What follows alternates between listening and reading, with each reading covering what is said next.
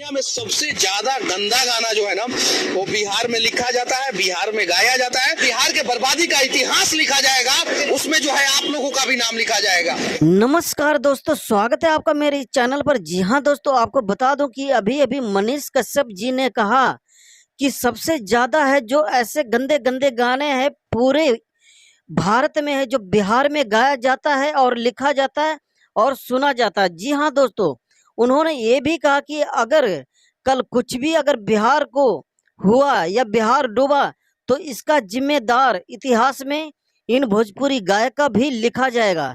जी हाँ दोस्तों, आपको बता दूं कि कुछ ही दिन पहले प्रमोद प्रेमी यादव ने एक गाने गाया था चिराग पासवान के ऊपर कि चिराग पासवान चोली बेचे और पसंद लालू जी करेले।